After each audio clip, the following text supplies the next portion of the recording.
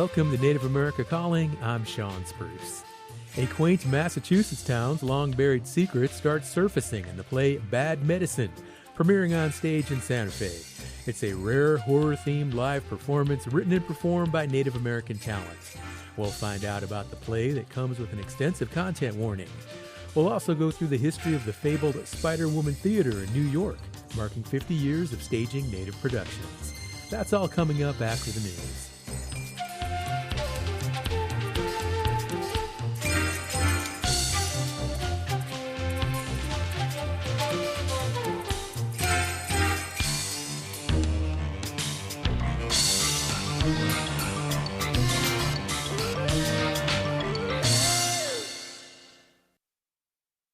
This is National Native News. I'm Jill Freitas. The doors of what was once Kodiak's North Star Elementary School reopened on August 3rd for the first time since last June. The school closed because of budget cuts. But one wing of the building is now home to the Shunak tribe's Alutingshoot Child Care Center, a preschool for 2 to 5-year-olds. KMXT's Catherine Irving toured the center before its opening and has this story. This is our Fox's classroom. This is our oldest. Montana Sanchez is the child care administrator for the Shunak tribe. On a Friday at the end of July, the building that used to be North Star Elementary School was abuzz with activity. You just walk into fixing the ceilings and the Wi-Fi on the same day, so. Sanchez and the teachers had just 3 days left to get everything finished before opening their doors for preschoolers on August 3rd. I think everyone's been here for the last 3 weekends in a row getting this set up. The tribe's Alutingshoot Child Care Center got its start in 2022 with one classroom at St. Mary's Catholic Church. The center has always accepted all children ages 2 to 5, but has a preference for Alaska Native and American Indian families. As demand grew, they expanded to 3 classrooms at St. Mary's. With a long wait list and no more room to grow at the parish, Sanchez says moving to the North Star building was the logical next step. Sadie Coyle, or Miss Taku as the kids call her, is the Alutiiq language teacher for the preschool, and she's been with the Alutingshoot Child Care Center since the beginning. Because when we first started, four years ago, we had 1 classroom, and now eventually we're going to have 5. I think that's a good milestone for us. Sanchez says they currently have 35 preschoolers enrolled.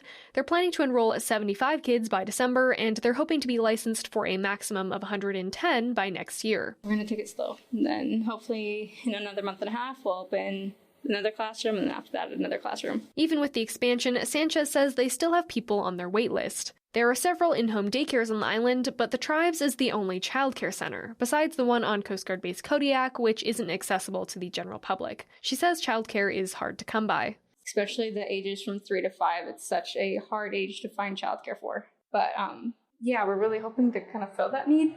The expansion to North Star brings new opportunities. Coyle, the language teacher, says she's excited to finally have her own classroom, with the space to teach the kids Alutiiq dances. Dance is my passion, and I want to be able to teach them dances that I've learned, for the last 15 years now. They have a lot more fun singing and learning, and adding a little bit of song and tune to the language helps a lot. Coyle says she's been designing the curriculum from her class from scratch, which has been a lot of work and no small amount of stress. But she says it's all been worth it. A couple weeks ago, one of my kiddos looked outside, and it was very sunny, and he said, "Oh, Miss Taku, it's my jangok out." And those little moments where I'm like, oh, I'm doing something right. I'm doing something for the community. After months of work and 4 weekends spent getting everything ready, the North Star Wing opened for childcare on August 3rd. Sanchez says kids and parents alike were excited to explore the new space. Reporting in Kodiak, I'm Catherine Irving. A federal appeals court is siding with the Wisconsin tribe in its long-running fight against an oil pipeline crossing its reservation. The 7th Circuit Court of Appeals ruled Enbridge has been trespassing on land belonging to the Bad River Band of the Lake Superior Chippewa after pipeline easements on some tribal lands expired in 2013. The court says Enbridge must remove its Line 5 pipeline from those lands, but sent the case to a lower court to reconsider how much time the company will have to complete a reroute. The court will also reconsider how much Enbridge owes the tribe for profits connected to the trespass. I'm Jill Freitas.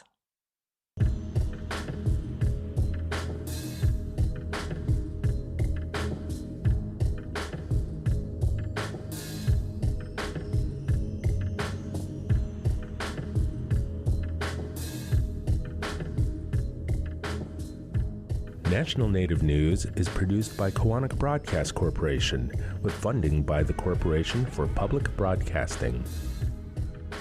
Support by the Colorado Plateau Foundation, supporting Native-led initiatives protecting plateau lands, waters, and cultures by building networks, community, and organizational capacity. Grant proposals accepted only through August 14th at coloradoplateaufoundation.org. Hear that? Tribal college faculty do so much, one can't say it all here. Nothing but respect. Visit mostthoroughdescription.com. The American Indian College Fund supports this program.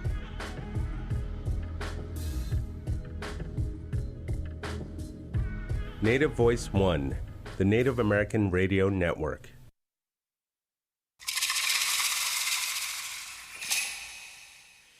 This is Native America Calling. I'm Sean Spruce.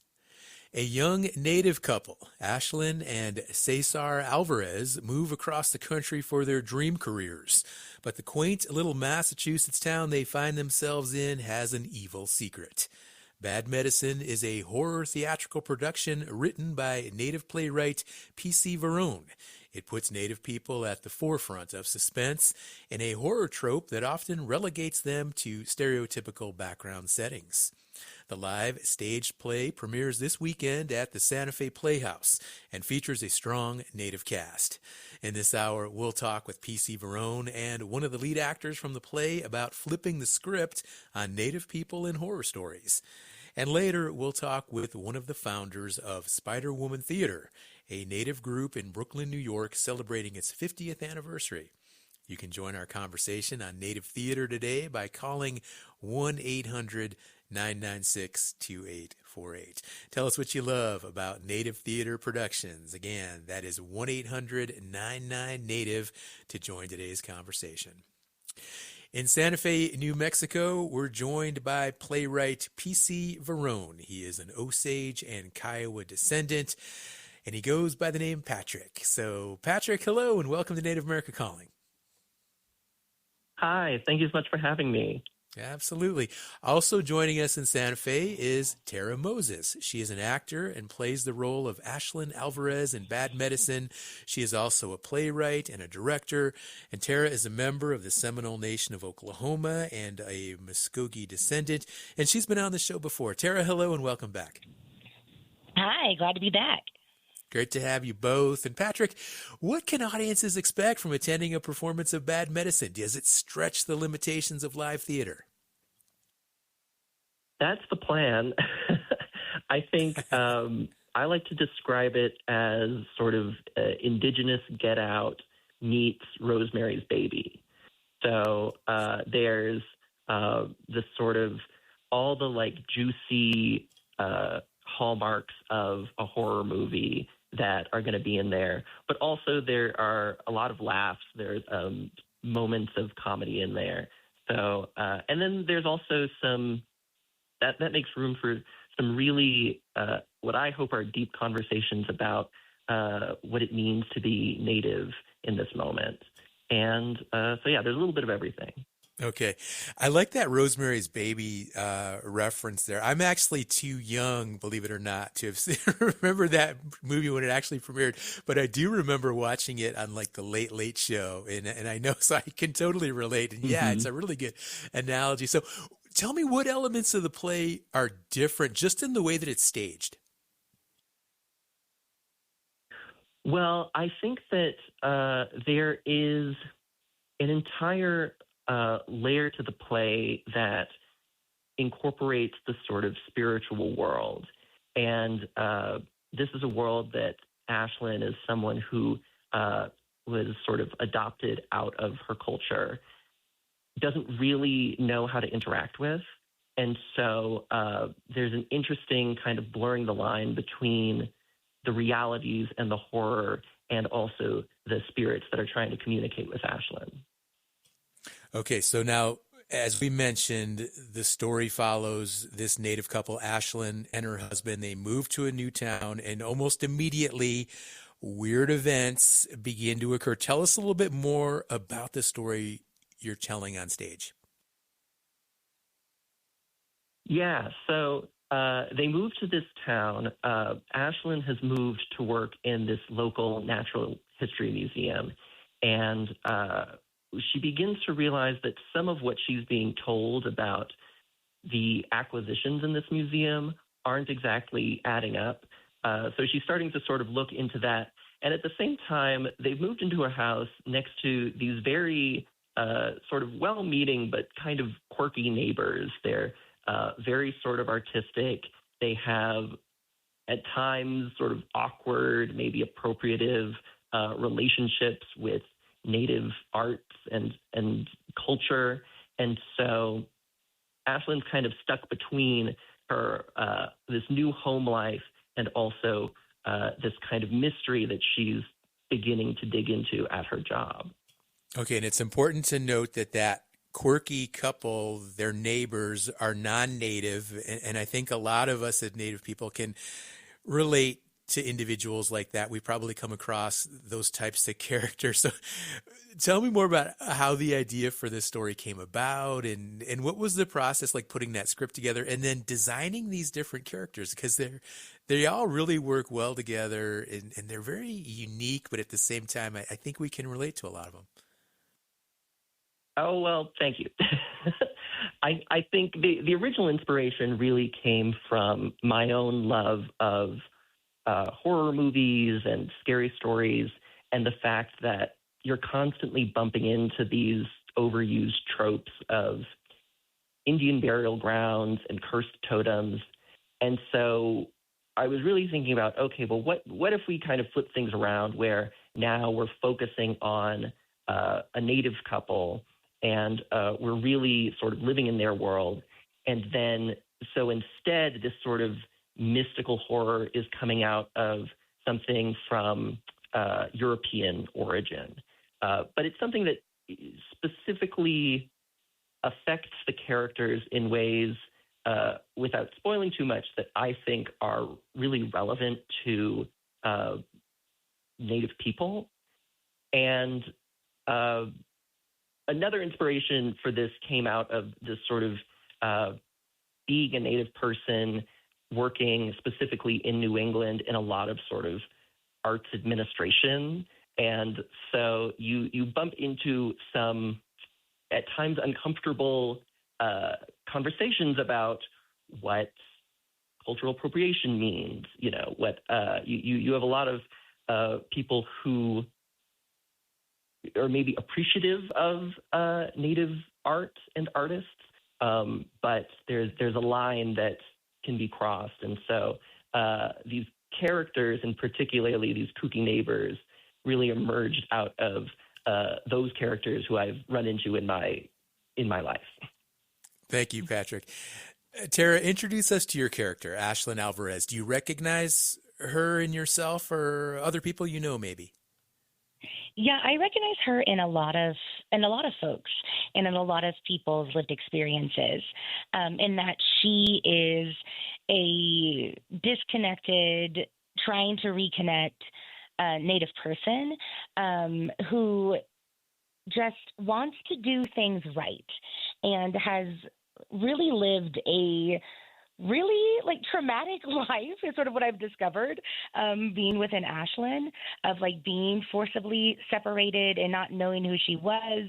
And then upon learning who she was, experiencing massive family tragedy. And just she lives in this space of desperately wanting to connect, but being so afraid of what that could possibly mean. And so something that we talked about in the rehearsal process is that Ashlyn's experience is very different from mine.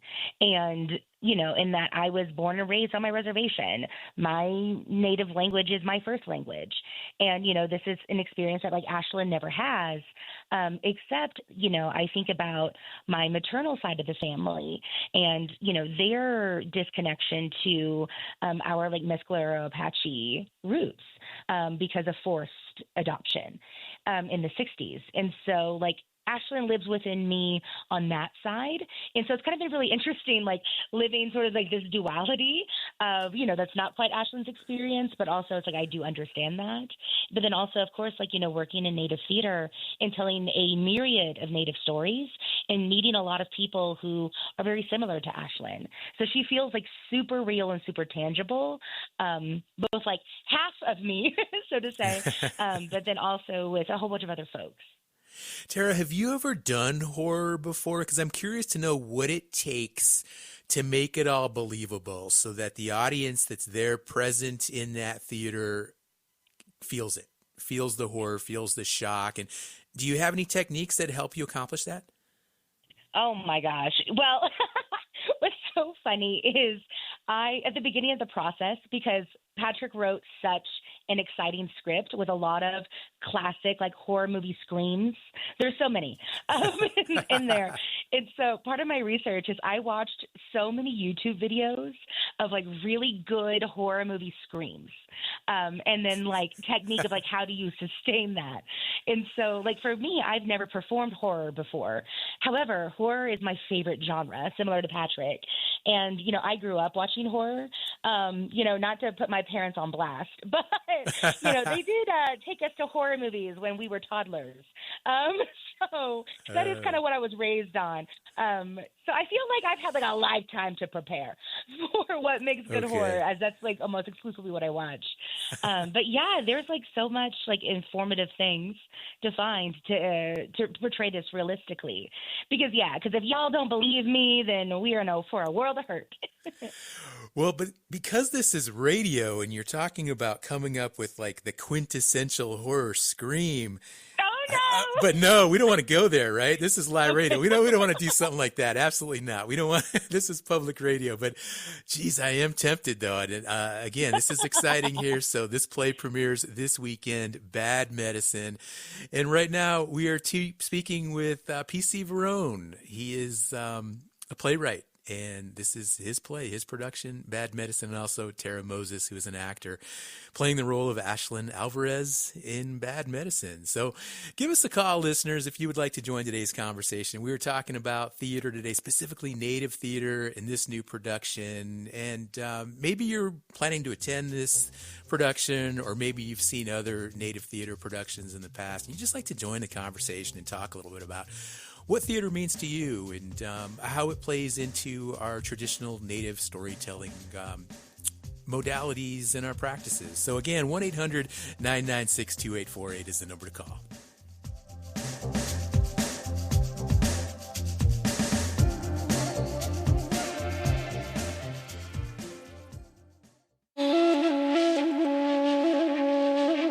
A slew of Native political candidates are facing off in primary elections around the country, in addition to a number of races for state legislatures or some potentially historic elections, including Peggy Flanagan's bid for the U.S. Senate out of Minnesota.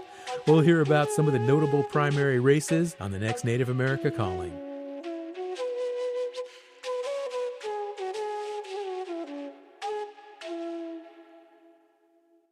The Indian Arts and Crafts Act protects authentic American Indian and Alaska Native artists and craftspeople and their art and craftwork. Under the Act, it is illegal to market art or craftwork misrepresented as American Indian, Indian, Native American, or Alaskan Native made, or as the product of a particular Indian tribe. Reporting potential Act violations can be done at doi.gov/IACB or at 1-888-ART-FAKE. Support provided by Indian Arts and Crafts Board. Thank you for listening to Native America Calling. I'm Sean Spruce, and we are talking about Native theater today, and specifically the horror play Bad Medicine by P.C. Varone. Join our conversation, 1-800-996-2848. The number is also 1-800-99-NATIVE. P.C. Varone goes by Patrick, and Patrick talked a little bit earlier about this whole idea of horror tropes and kind of, the typical types of horror movies maybe people have seen in the past and how they kind of maybe draw elements of Native culture in. And can you give us some examples, though, specifically of some of these Native tropes that we might still see in horror movies today and how you approach these differently, but at the same time, kind of still making us aware of them. Yeah, so I think a trope that I think there's a certain level of sensitivity that the general public is starting to be aware of, but I think there is still a trope of this sort of exoticized, cursed totem where there's a kind of evil or like a vengeful spirit that comes from some historic wrong, or even a sort of like haunted house idea of it being built on the site of some atrocity. And as sensitive as you can make these, they're still born out of this sort of exoticized idea of Native people and of particularly Native spirits. And so in Bad Medicine, particularly, I wanted to play around with what the spirits were really doing and what they mean for these different characters. And so there's a kind of irony, again, without spoiling too much, about the way that the spirits sort of manifest within this world and what they're actually doing versus what a lot of the characters who aren't aware think that they're doing. Now, you incorporate some Osage cultural elements. Talk more about those. Yes, so the spirits are these three Avengers who are the swallow, the great dragonfly, and the great butterfly, who in Osage tradition are these kind of spirits of wind and rain. But I'd also always heard the story that you don't tell secrets around dragonflies because they'll go sort of revealing your secrets. And so I incorporated that in as well. And so you have these spirits who are hyper aware of any sort of deception and are trying to bring the truth out. Tell me more about tomorrow's premiere at the Santa Fe Playhouse. What is it about that venue that excites you? Well, I think one thing is just the sort of artistic leadership and the folks who are bringing this play to life in Santa Fe. I think that Anna Hogan, the artistic director who's staging the play, is been an incredible advocate for this work. It's very rare to get someone who is who believes and is willing to invest so much in not just a new play, but a new voice and a new Native voice. I mean, this is my very first production of a work that I've written. But I also think that there's a particular relationship in Santa Fe with the sort of aesthetics of and relationship with the Pueblos and the Native population here. What about the cast? What did it take to assemble everyone? And tell me more about some of the actors who are involved. Well, we have some really incredible actors, and Tara, maybe you can speak more to this, but I have known Tara and Kulan in sort of other capacities through our work at Native Voices in Los Angeles.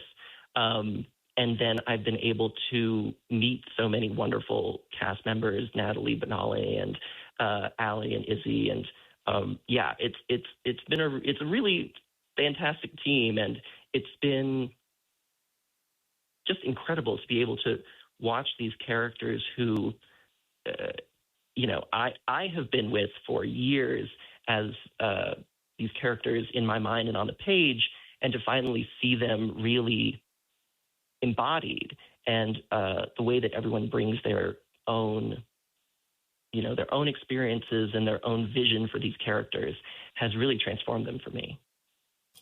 Patrick, you mentioned Kulan Studi, who, of course, plays Ashlyn's husband, Cesar. And Ashlyn, tell me more about working with Kulan and a little bit more about Ashlyn and Cesar's relationship.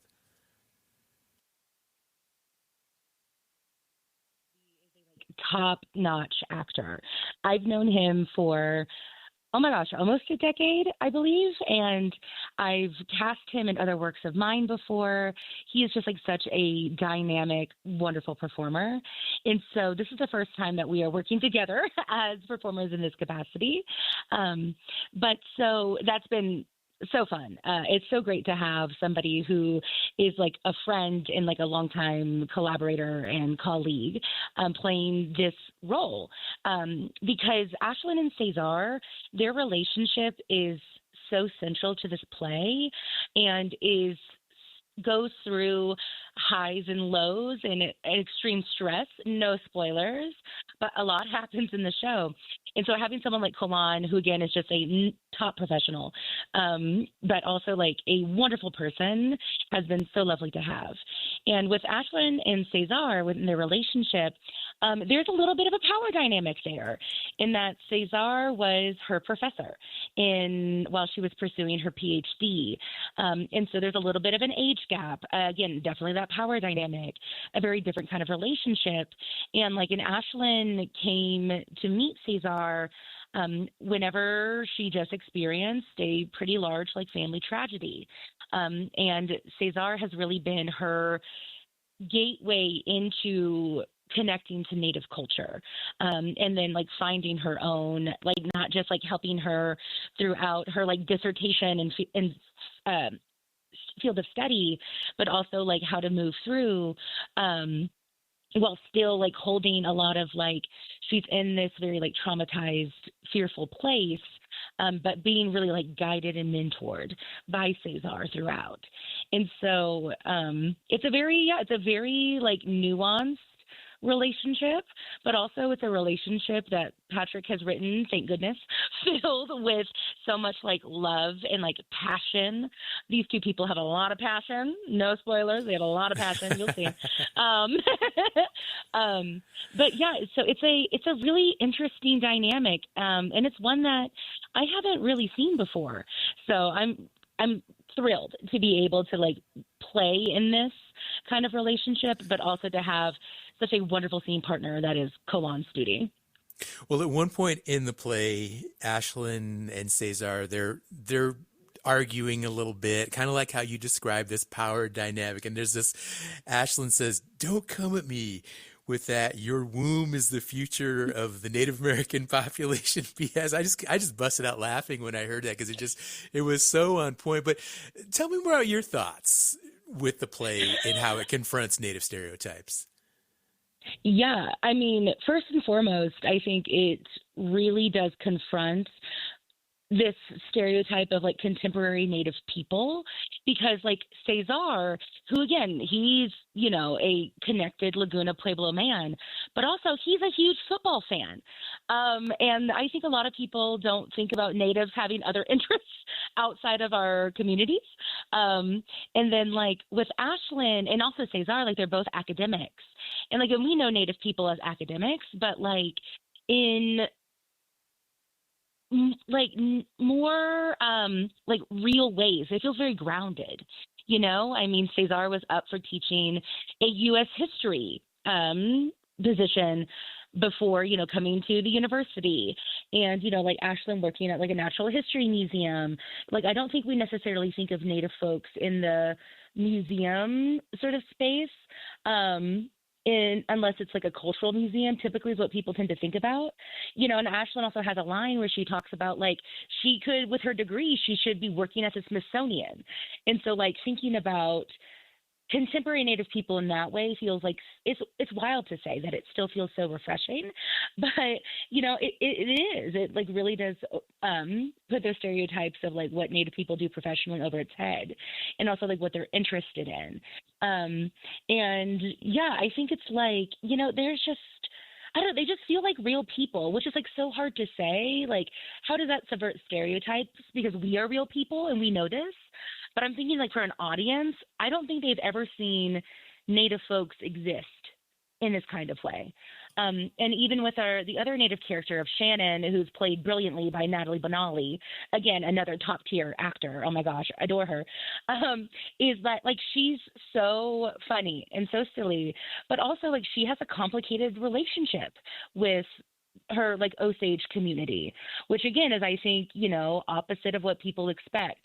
They think the stereotype of, like, oh, a Native person born and raised on their reservation are so, you know, so loud and proud about it, and, you know, and that there's no complications or nuances around that. And, like, and what Patrick has written with Shannon, she really embodies that there are some complications and nuances, and not everything is so hunky-dory, even though, like, she is so connected, which, again, is a really interesting relationship to have with Ashlyn, who's always craved that.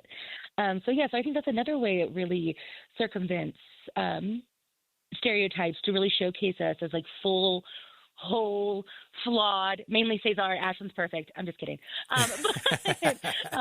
people. I think you really enjoyed playing Ashlyn. It really comes through here, Tara, talking to you now. Patrick, there's a content warning for the play on the Santa Fe Playhouse website for elements like violence and snake imagery. There's also a warning about the use of stage blood. So I'm curious to know, what age group would you recommend might be too young for this play? What are your thoughts? Oh, you know, I think if I were to give a broad answer, I would think, you know, it's I think it's like PG-13-esque. But listen, I was another person who I watched some horror movies real young and enjoyed them. So, you know, if you have a little one who loves some horror movies, there's nothing, I think, so gruesome that it would absolutely shock the senses. But you know, there is a bit of violence. We have an absolutely amazing intimacy director, Zoe, who has made some intimate moments. So there are some intimate moments in the play. So there is all that in there. But so I would broadly characterize it as PG-13, probably. All right. Patrick, what's next after this run of Bad Medicine? Do you have another play in the works? I know you just wrote a book that came out recently. Yes, well, I'm continuing to travel around with my book, Rabbit Fox Tar, which is my debut novel. So I'm very excited to be sharing that around, and it's available now wherever you get your books. And in terms of theater, I'm writing an Sloan commission for the Ensemble Studio Theater off Broadway that is about my grandfather, who was an Afro-Native forester and worked for the U.S. Forest Service from the 1950s through about the 80s. And so the play is about his specific experiences, but more largely the ways that both Native American and African American science, environmental science, is often not included in the conversation around how we steward the forests and the land more generally. Tara, last year you directed the play Pueblo Revolts by Dylan Christopher Cheeto, and that was also staged at the Santa Fe Playhouse. And what's your relationship like with the venue? And also Bad Medicine, it's going to be at the Playhouse through Indian Market Weekend, so a lot of people will have the opportunity to see it. And I'm just interested in hearing more about what Santa Fe is like during this time of year and what makes it so exciting for this premiere tomorrow. Yeah, so this is my third summer in Santa Fe, and I feel so incredibly privileged to have been here for now 3 years. during this time. And it feels electric to have so many Native folks from across the country to just be here in Santa Fe for like all the events around Market, but also like the fact that Santa Fe Playhouse has made a commitment to producing new Native work every single season during Indian Market, first of all, is extremely rare in the theater. I think they are the only theater in the country, frankly, ran by non-Native people who have that dedication to Native work. And so the word I use is just electric. And like, that's why I'm so blessed to be here and come back. I was like, I will come back anytime. But I think that's what people can expect, is just like an electrifying, exciting experience to be with, like, within community, for us, by us, with us, and also have an opportunity to, like, be at all the Market events, check out the beautiful art, drop a redacted amount of money on jewelry. That's going to be me. And then, come see a world premiere, because it's also such a special experience to be the first audience to witness a story, period. And then they're part of that play's history and really inform it as well. So it's just like such a special, special experience. And I'm so grateful to have like leaders like Anna Hogan, who is so committed to Native work. Tara Moses and PC Verone on our show today to talk about the play Bad Medicine that premieres tomorrow at the Santa Fe Playhouse. 1-800-996-2848 is the number for listeners who would like to join our conversation right now.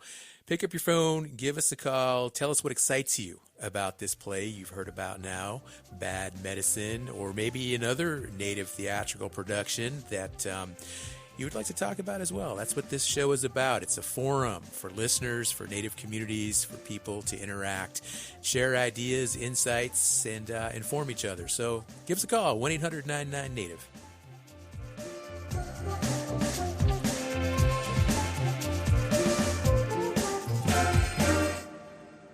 Addiction, anxiety, and depression can be rooted in ancestral emotional baggage passed down through generations. That cycle can be broken with an energy healing experience available to all at resvolution.com. Discover Healing supports this show. Ready to expand your reach and inspire change?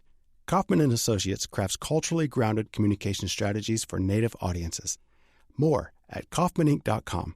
KAUFFMANINC.com. We're glad you're with us today on Native America Calling. I'm Sean Spruce, and we're turning our attention now to Spider-Woman Theater. The Native women-led theater group is celebrating its 50-year anniversary in Brooklyn, New York. That's 50 years of performances, workshops, community building, and sharing Native stories. And you can join our conversation with one of the theater's founders by calling us at 1-800-996-2848.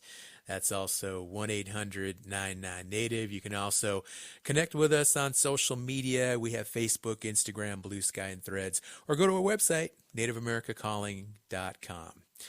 Joining us now from Brooklyn, New York is Muriel Miguel. She is the artistic director of Spider-Woman Theater, and she is Kuna and Rappahannock. Muriel, welcome back to Native America Calling. It's a pleasure to have you on this show today. And please feel free to further introduce yourself with a traditional greeting. Thank you, and hello. Great to have you back, Muriel. Well, let's go back. Let's reflect 50 years. Why was it important to start the Spider-Woman Theater back in the 1970s? It's a long time ago. Yeah. What was the question? Why did you start the theater? What prompted you? What motivated you to create Spider-Woman Theater? Okay. Well, let me first say Nuwedi, which is hello, and Nuagambi, which means greetings for good health, and my name is Muriel Miguel, and my other names are Red Feather, Bright Sun. Waganadili is the something, a name that I use. I have other names.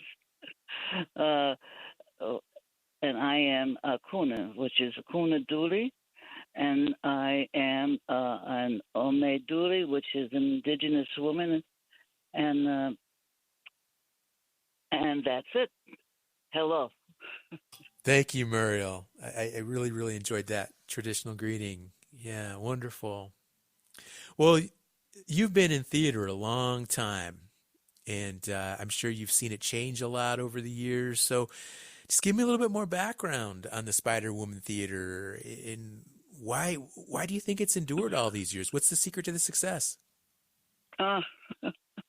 Okay. Well, one of the thoughts I was having is I was asked, why is it important to start Spider-Woman? And my reaction to it was angry, really, really angry. And I was angry how men talk to women, how men beat up women.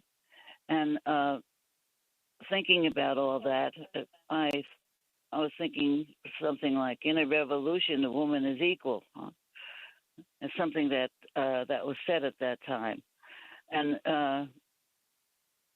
my reaction to all this is, if you want revolution, you have to be part of it, and you have to be brave.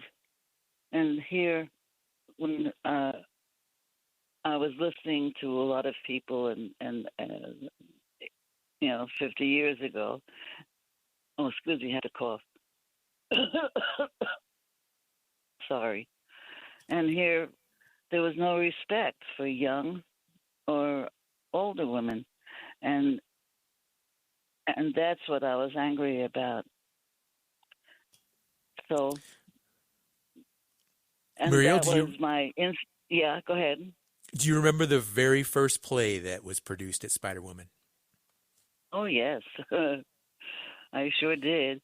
Part of it was, I had a piece that I started called "Women in Violence," and it started because I was in New York City, and I was in New York City with my niece and a friend of hers, and we were on 14th Street, and we were going to cross the street. And a man came up behind us, yelling and screaming and cursing at us. And when we had a reaction, when I had a reaction, because I had two young women with me, and I realized that this man had a knife, and he was pursuing us across 14th Street.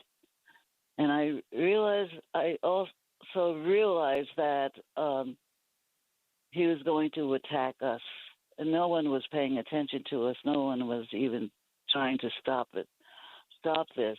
And I knew that I was going to save these two young women, that they were not going to touch us. I didn't know if I was going to be killed or what, but this crazy man was following us across 14th Street, and he had a knife. And I was trying to figure out to get them across the street. And all of a sudden, another crazy man came up behind her, and they attacked each other. And I grabbed a hold of these two young women and got them across the street and away from all of it. And my reaction was that, well, why didn't someone help us? And why did they just... if you just want them to leave you alone, how come we're not getting any help? Then I started to think about, well, in a revolution, you have to be part of it. If you want revolution, you have to be part of it, and you have to be brave. Right. So, right. And then I really started to think of it. I really started to think of, oh, what am I doing here? What are we doing? And how are people taking care of young women? And when I start to think of it, you know that when these people look at young women, what are they thinking? What are they doing? Then I start to think of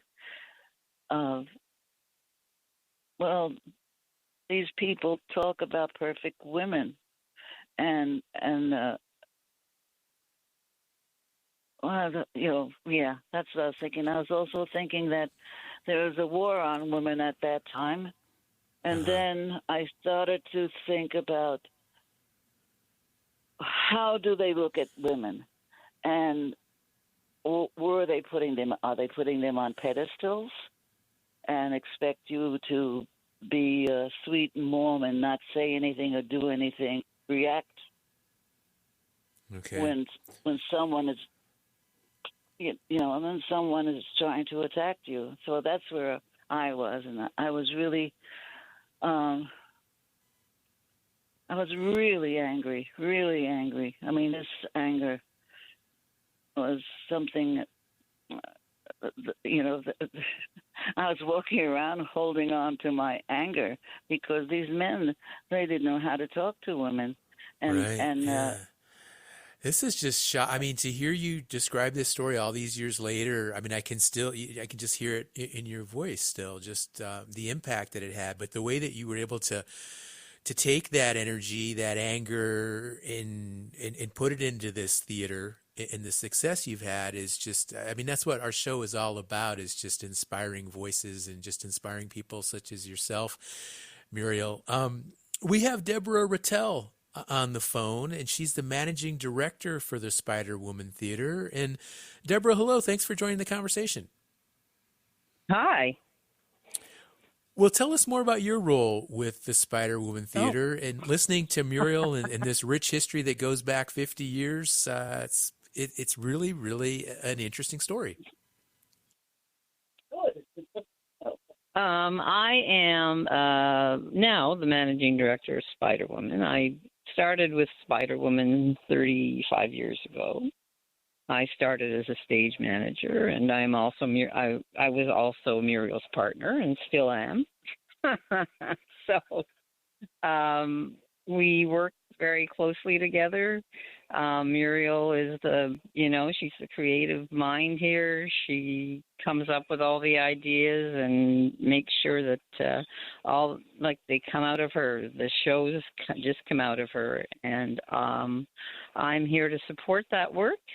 Find the funding and get the people around us to help support the really important work that Spider Woman does, both within the United States, Canada, and around the world. Deborah, what kind of a name does Spider Woman Theater have in New York, and how is it connected to New York's Native community and the arts community at large? We're very situated in the art, the wider theater community, within the Indigenous theater community, within the Indigenous arts community. Spider Woman has been working at La Mama, for instance, La Mama Theater since the 80s. And they are founded by Ellen Stewart and are a downtown theater here. And they have supported Spider Woman through all those years. And so through that work, they, the sort of wider audience has been able to see their work, to appreciate that there is a different worldview, and to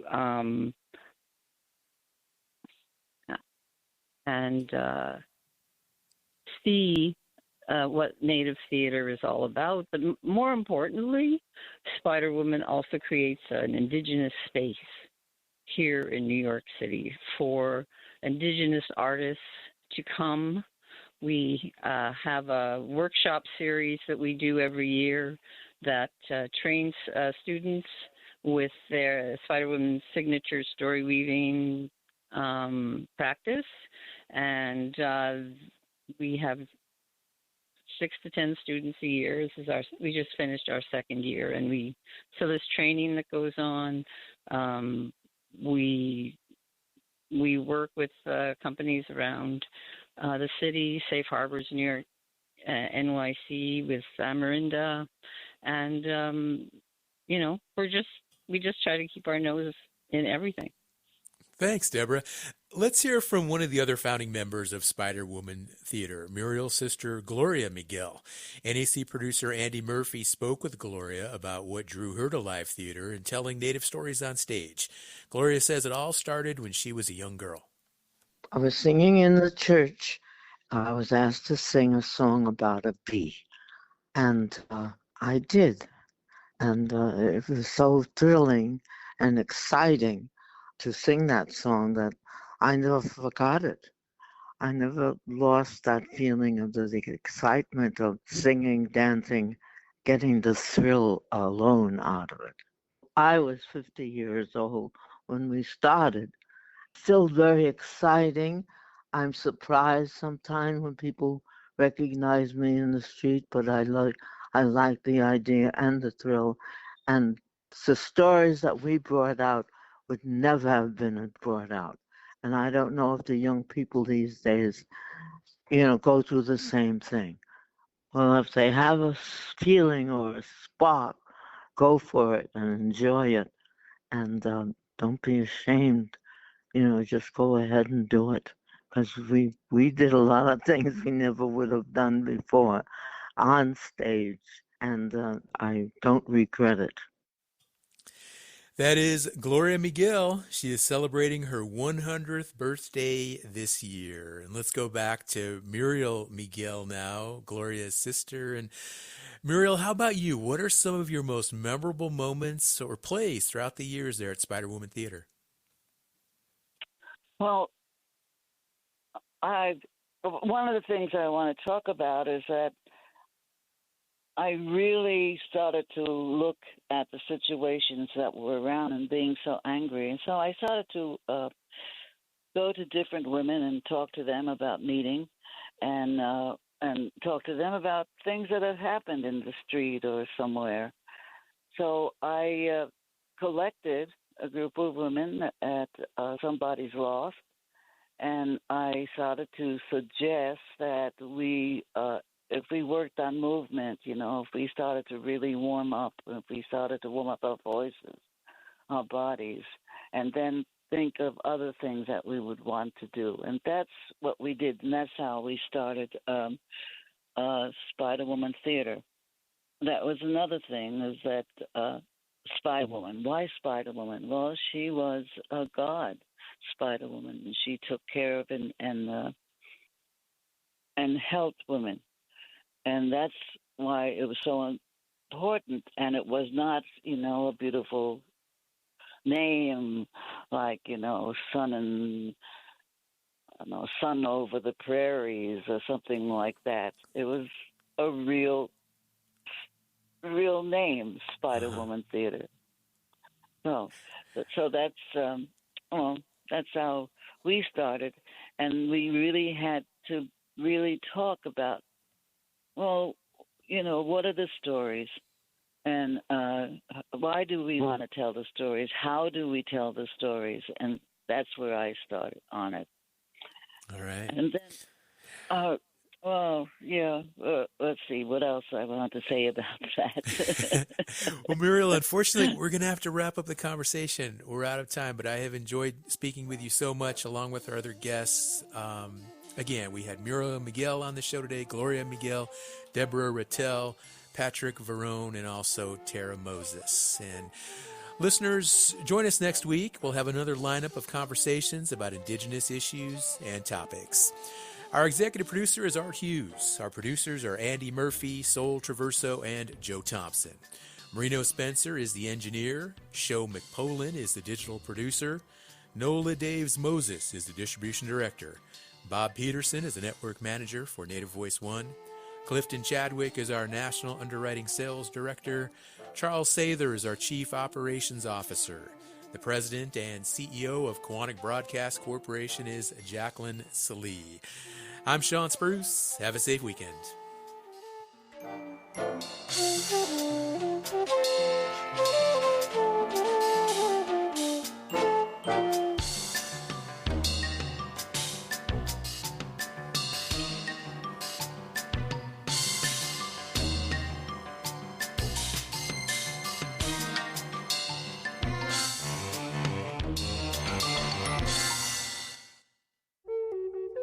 Colleges and universities support their students in countless ways. They say I believe and offer help before it's asked. Hear that? That's everything tribal college faculty do for their students on Fast Forward. Because if one tried to say it in real time, they'd be here all day. They teach, guide, comfort, and connect. And for that, the community is grateful. Learn more at mostthoroughdjobdescription.com. The American Indian College Fund supports this program. They give extensions, cheer progress, share laughter, create calm, and allow reflection. They inspire hope, share wisdom, guide gently, validate feelings. Who protects Indian country? Amerind does. As the only 100% tribally owned insurance carrier, Amerind helps strengthen tribal communities by providing reliable insurance coverage and keeping dollars in Indian country. From property and liability to commercial auto and tribal workers' compensation, Amerind is here to protect what matters. Celebrating 40 years of serving Indian country. Learn more at amerind.com. That's AMERIND.com.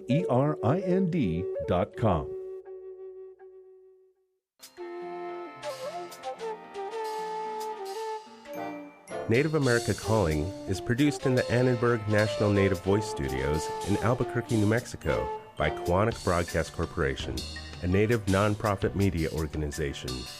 Funding is provided by the Corporation for Public Broadcasting with support from the Public Radio Satellite Service. Music is by Brent Michael Davids. Native Voice One, the Native American Radio Network.